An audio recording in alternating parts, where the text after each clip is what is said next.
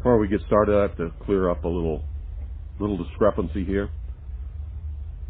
Apparently the other night, or within the last week, because I've been getting a lot of email about this, and I even received one telephone call.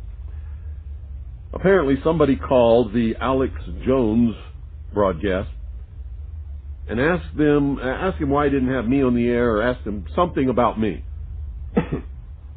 Alex Jones said he had me on the air once before, several years ago, and had to cut me off the air because of the foul language that I used.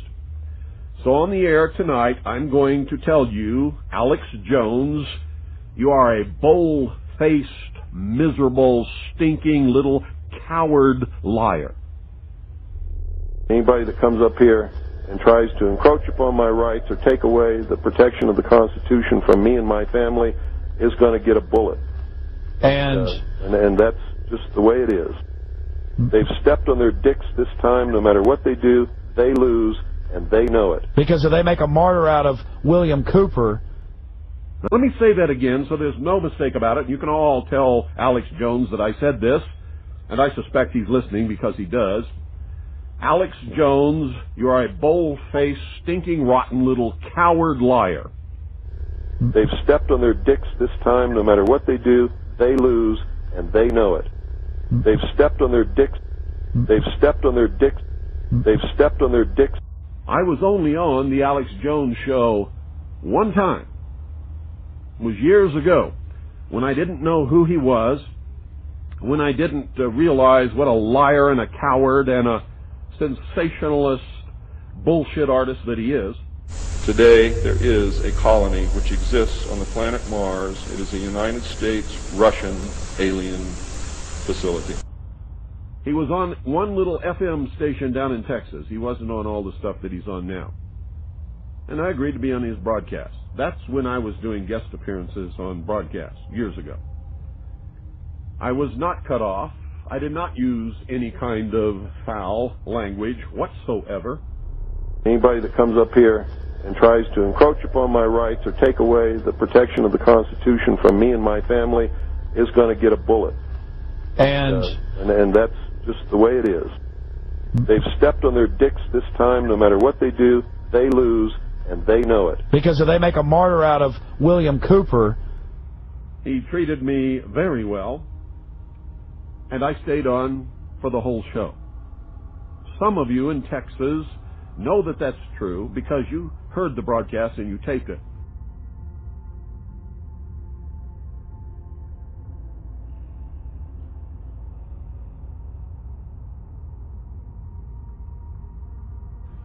Later, when I found out who Alex Jones was and what he was doing to the truth, and what a cowardly liar and sensationalist he really is.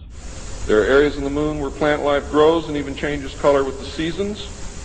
And this seasonal effect is because the moon does not, as claimed, always present the exact same side to the Earth or the Sun. There is an area that wobbles in and out of darkness on a seasonal basis, and it is near this area that the plant life grows.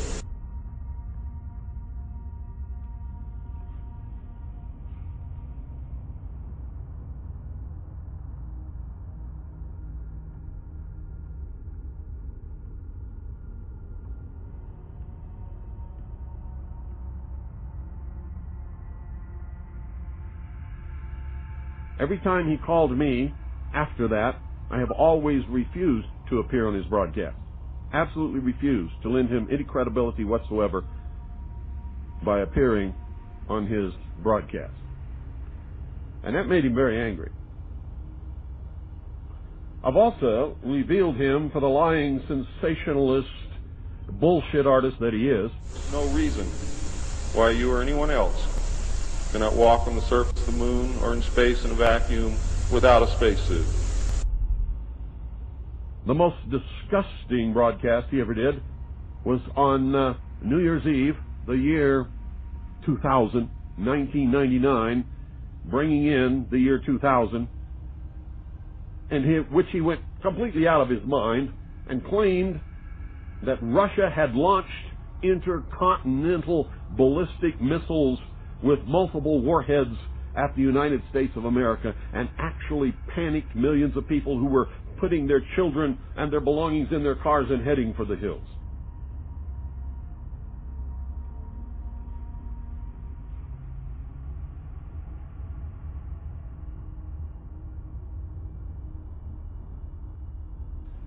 Nobody has to lie about me, Alex Jones. So I suggest that the next time somebody calls your broadcast and asks them about me, you tell the truth. There's lots of truth that you can tell about me. But don't ever lie on me, buddy, because I'll chop you off at your ankles. I will chew you up. I will spit you out for the lying, stinking, rotten little coward that you are.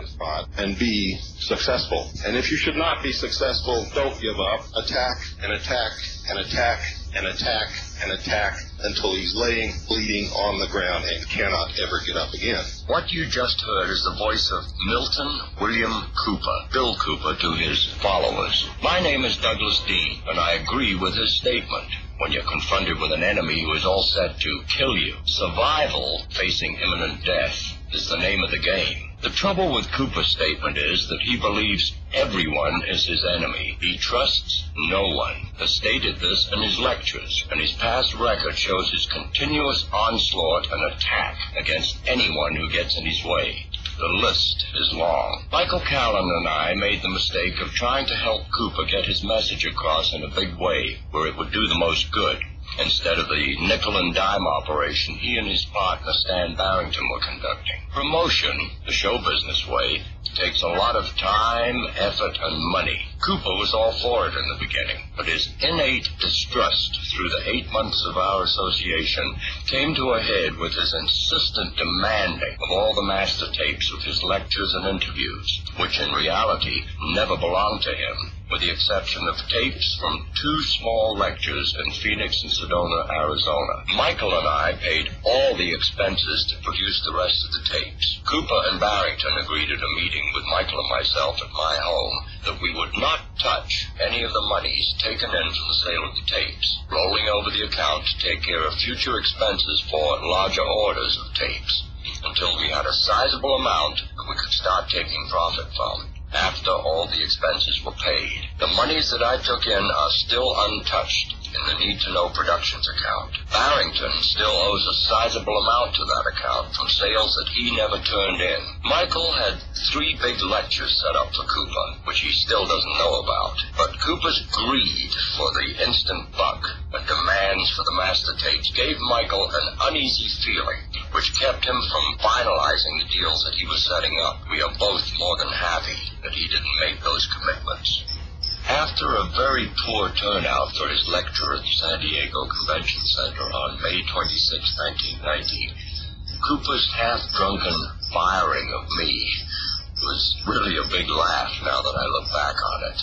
I didn't then, and never had, worked for him. On the 28th of July, 1990, at 1:30 in the morning, Michael got a series of phone calls from Cooper over an hour's period. When the phone awakened him, all he said was, "Hello," and kept the message unit on record. The following are unedited copies of those calls from Cooper, which are on file with the Los Angeles Police Department.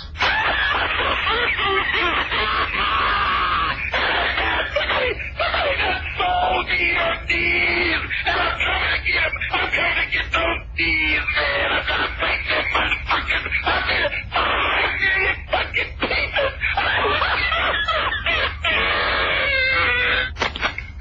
Michael, you've reached 602-567-6536.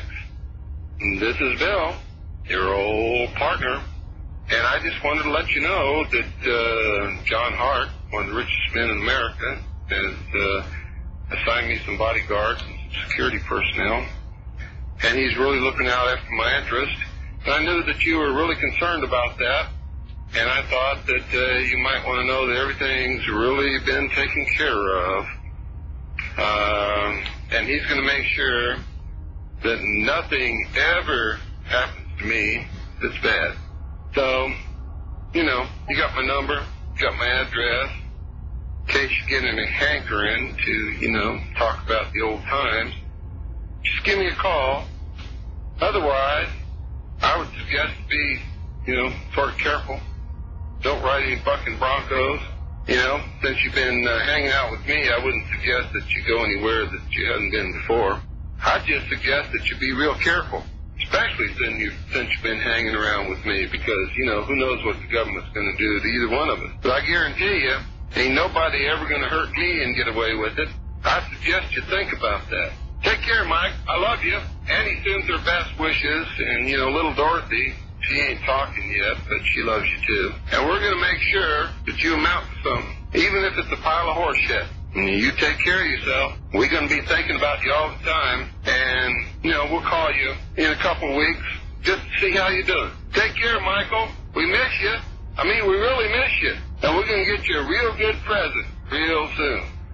Yeah, Bill Cooper jumping into the jug. Now, there are a number of other phone messages he left that night. Doug Dean ended up calling the sheriff's department. They took his call. They ended up coming out the next day. They investigated the slashed tires, and I will state for the record that they were never able to definitively pin that on Cooper. But Dean, as I said, was a man at the time, 69, 70 years of age, and I'm going to play just one last phone message he left to show you truly what a despicable man this was. This is Cooper, now really intoxicated, calling up Doug Dean sometime in the wee hours of the morning.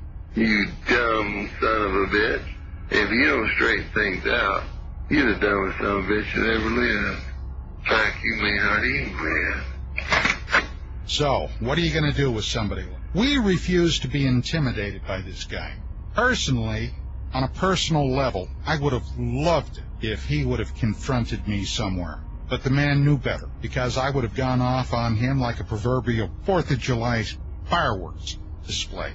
But when he was at the other end of the phone, guy was real brave, real tough. This is some more of that Goodman debate. The wee hours of September the 27th, 1990. I think the facts are that the reason the people wanted... tell the truth or doesn't he? It's cut and dry. Okay, but Don, I think with the mail that I received, I just want you to know what they wanted to know. They wanted to know if, in fact, you were telling the truth in the magazine or Bill Cooper's Well, if I'm not telling the truth, and it's very simple. Cooper can sue me. Right. And we'll go to court. That's what a lot of mail also. Bill, are you in the process of suing them? Well, if you'd gotten my newsletter number 6, you would have seen that because of what UFO Magazine has done, I now have more speaking engagements than I've ever had in my life. Well, that's a nice issue number 6, I encourage Vicki Cooper and Don Eckert to continue, because now people who never heard my name before want me to come and talk in their town. Now, that's my point, Billy. But that's we were still in Las Vegas, and I tried to go on head-to-head with Mr. Cooper, and he stated that he already had a legal suit filed. Right. Now, I rest wait a minute. I called Billy Goodman back and told him that I would be willing to go on with you that Saturday. That's right. Billy said that you were then not willing. Well, then he didn't tell you the truth, because I tried to call him 3 times that week to find out. Hold it. I never said he was not willing. I never said that, Bill Cooper. No, I never said he was not. I misunderstood you. Yeah, I called you back. Yeah, no, I never. I said I would see what would happen. I was supposed to hear from him, and I guess he never reached me. And Maybe that's what it was. Well, I was in the process of moving into the network situation. But anyway, Oh, yeah. So. Or did he not belong on a... So, show didn't last much longer that night. Of course, nothing was really accomplished. And soon thereafter, Cooper moved out of the UFO field and went strictly into the Patriot movement. For a while, he had a shortwave broadcast called The Hour of the Time. Some wag coined it the Hour of the Slime.